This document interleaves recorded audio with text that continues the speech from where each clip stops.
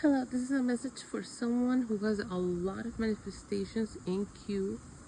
You've been putting a lot of effort, it might be for years, into manifesting certain things, and you've been putting a lot of energy into it. You've been really sticking to it, and you might feel like you haven't gotten a lot of great results. Or if you've gotten results, you feel like they're limited and they're not fully meeting your expectations, and it's been a long time and it's been a lot of work, and so you're getting to a point of now, like, you know, not losing the faith, but sort of getting discouraged and run down and worn out and burnt out with the whole process, and you kind of feel like you need some results to encourage you to keep moving forward. Okay, so if this message is for you, what I'm getting here is something a little bit specific that if you are not familiar with Abraham Hicks, you may not know what it's about. So I feel like I'm gonna have to explain it.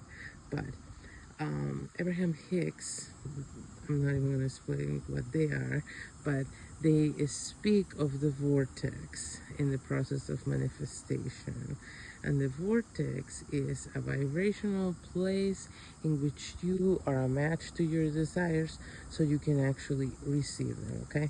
And unless you get to that place of the vortex, you could have a lot lined up in the 5D and not be able to manifest it in the 3D. It's like, yeah, like lined up and waiting for you, okay? But you have to be a match vibrationally to these desires for you to coexist with them in the same reality, okay? I think I've talked about a lot about it on this channel, about how, reality is all vibrational. So it is kind of similar to channels on TV or the radio where you can't coexist in, okay, for a good example, you can't be both poor and wealthy at once, right? Okay, you can't be in both channels at once. So you may have manifested a lot of wealth and is waiting for you in your wealthy channel.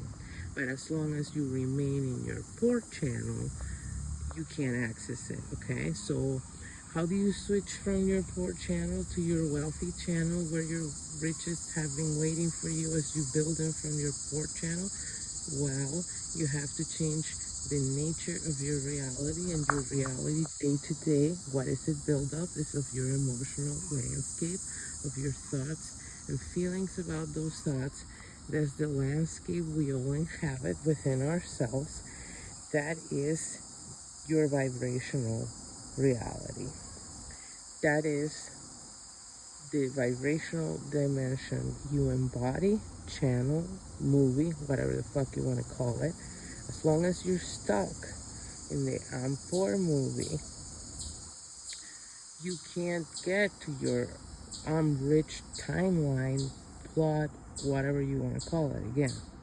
So you have to switch your mentality, and for a while there's going to be a cognitive dissonance. It's inevitable because the 3D is not going to be matching whatever you are trying to create inwardly within yourself, okay?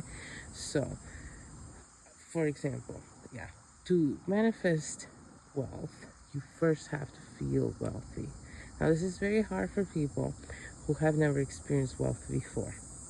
Now, I have been broke before, but that happened in my 20s. I had grown up very well off, so I knew very well the feeling of wealth, and that was more familiar to me than the feeling of poverty. So that's why I believe it was easy for me to get out of that in comparison to other people. It was because to me, the inner feeling of wealth is more familiar than the inner feeling of poverty. This is why they say you could take certain people all their money away and give them 10 years and they will make it back. And then there are people who could win the lottery and give them 10 years and they could lose it all or even less. Okay? Because it's a vibrational frequency that you inhabit. Not just how wealthy you are, but how you are in general. Your state of health, your moods, your sense of contentment with career, relationships. This is all a vibrational reality that you inhabit. So if you're trying to manifest a different one, you first need to change how you feel inside, and it needs to be so consistent. You have to achieve such consistency that it starts what we call stars manifesting in the 3D, it means actually that you shifted to that other timeline. Okay, in quantum physics, there are many scientists who believe or theorize that all the timelines exist at once, and I think it's a good theory. Or maybe all the timelines exist at once, and you are leaving a version of yourself doing that, but now you are inhabiting this other version of yourself in this other timeline because you switched your, like I always like to say, your glasses, okay?